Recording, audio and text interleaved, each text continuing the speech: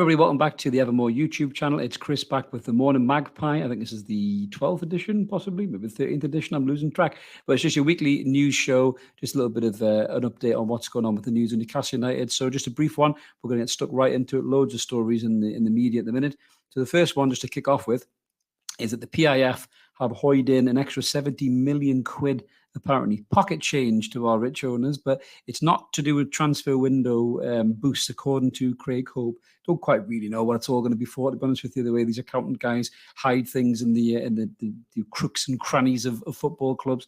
But to be fair, it's great to see that they can just throw that kind of level of money in. God, I mean, get 70 million quid out of Mike Ashley, it would have been better off getting blood out of a stone. But that's coming in for the club to help with the day-to-day infrastructures, according to Craig Howe. But we'll wait to see if that does help boost the club in the January transfer window. They've already had a few names linked.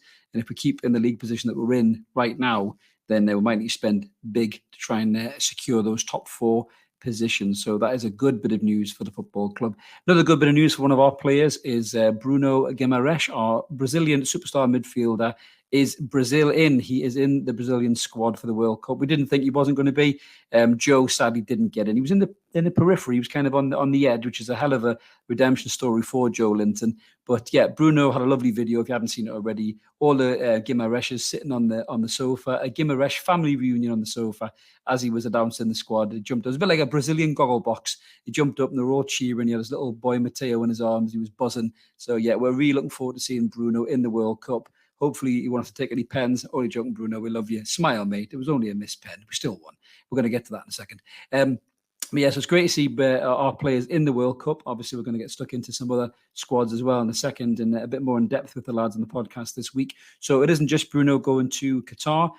Fabian Shaw and our Australian wonder kid, Garang Kual, are also on the plane for their countries respectively. So Switzerland and Australia. Really, really excited to see what Garang Kual can do at the World Cup. He's a bit of an unknown quantity, but we've seen World Cups before. You know, a certain Michael Owen, before he became a world-class shithouse, broke onto the scene at the World Cup at 18 years old. So who's to say Garang Kual can't do the same thing? So really interested to see how he's going to do. We'll be keeping an eye on the lads right through the World Cup, so Evermore won't disappear. So make sure you stay tuned to the channel, and we'll have a check and see how the lads are getting on. But England squad-wise, we have got three Geordie Lions in the England squad that was announced today. We're going to get stuck into that on the shows as well. But the big news, I suppose, is that Callum Wilson, World Cup Wilson, is in the squad. Rightly so, massively deserved. We've said it before, the best striker next to Harry Kane in the England picture. We're buzzing for Callum Wilson, really are. So he's in the England squad alongside Captain Fantastic Kieran Trippier and obviously Nick Pope. And it was thanks to Nick Pope, lovely segue, that we got through on pens in the Carabao Cup midweek against Crystal Palace. Really dross game, really shit game. A lot of the boys went to the game. Nobody could watch it at home because nobody was showing it. Not a single channel in the world. I think that's deliberately why both teams played utter shite, just because they weren't on the TV. It was almost an act of defiance by Crystal Palace and Newcastle United that we weren't on TV. So we said, bollocks here, we're going to play the shittest game you've ever seen.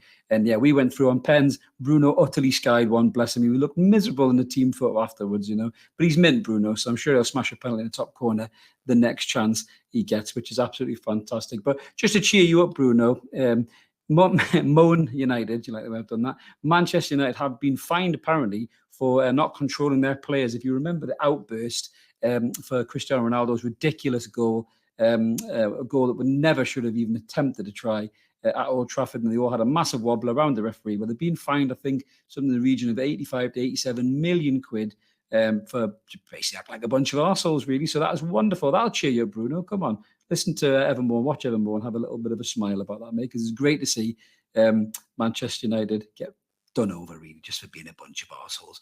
So going back to the World Cup plans, really. There's a few different plans over the World Cup for Newcastle. Yes, we have players there and we're buzzing about that. But we do have a lot of players that aren't there. And we also are planning, obviously, there's a warm weather camp, as we all know, Saudi Arabia. But also the Newcastle United kids in the 19s are going to be hosting a Saudi national team.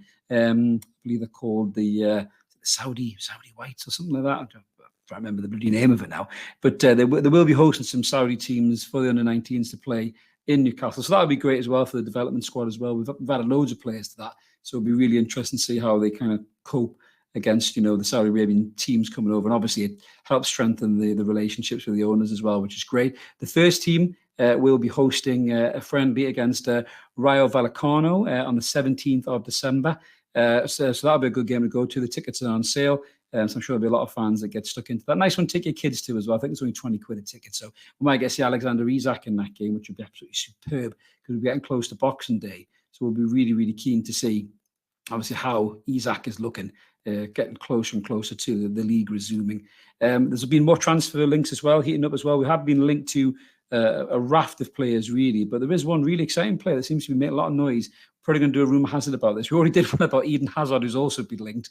Which not for me at all. Eden Hazard, about 5 year younger and about 6 stone lighter, maybe, yes, but not Eden Hazard as of now. But the other player we've been linked to is a young defensive midfielder called Maximo Peroni, which is brilliant. It sounds like the kind of thing you'd have on a night out, doesn't it? Maximo Peroni, and wake up with a Maximo hangover. But yeah, he looks a really slick defensive midfielder, 19 years old, I think he is, Argentinian. And apparently Newcastle United are making a formal offer on this kid in the next couple of days. So we'll be keeping an eye on that at Evermore and seeing how that one turns out as well. But again, it just shows you the club aren't standing still. We are obviously looking to, to add quality to the side, young players to the side as well for the future, which is just absolutely incredible. I love where this club is going. I really, really do. And just to finish up, we've all been celebrating and smiling and looking doughy-eyed on Eddie Howe. It's Eddie Howe 1 year on. So the year anniversary of when Eddie Howe came and basically saved our football club from the Baron of Bacon himself, who I refuse to name anymore. He's like Voldemort now on this channel. But Eddie Howe came in and saved us. The rest is history. He's just been absolutely brilliant. Mark's got mint stats that he's bashed together on the old supercomputer. But if you haven't seen it already, there's been a brilliant podcast kicking around from Jake Humphrey from BT, his high performance podcast, which is absolutely superb, to be honest with you. Eddie Howe is on there. So Jake is at St James's Park with his partner in crime talking to Eddie, because Eddie loves the podcast to help him get through a time when he was feeling a bit low when he was out of work after the Bournemouth adventure ended. So he's kind of repaying Jake by coming on his podcast, and it's just a superb listen. If you didn't love Eddie Howe already and you weren't absolutely blown away with just what an amazing manager he is, just listen to that, watch that. He's such an impressive character, human being, someone who's been able to learn from his flaws, develop himself, make himself better, unlike a former manager, again, who I will not name. So yeah, we're buzzing to see Eddie Howe 1 year on. I'm really looking forward to see what year 2 holds. I think the future is so bright under this manager. The present, the future, we're so excited to see where he's taken us as a football club. So absolutely over the moon about that. So yeah, that's the Morning Magpie Roundup show. I hope you enjoyed that. If you haven't already, please click that like and subscribe button. We'd love you to come and join us. We're on about 2,021 subscribers now, so absolutely loving that. It's amazing. We've gone across that milestone in less than a year, so it's a hell of an achievement for everybody on the channel. It's all thanks to you wonderful people. But if you haven't already, smash the button, come and join us. We've got loads of free Newcastle content, the 2 weekly podcasts every Monday and Wednesdays. And obviously we have the pop-up shows as well, just like the Morning Magpie, and we'll be keeping you covered over the World Cup as well. So until then, this is Chris signing off. Let's keep supporting that team. We'll call United. Have a great morning, Magpies, wherever you are. See you later.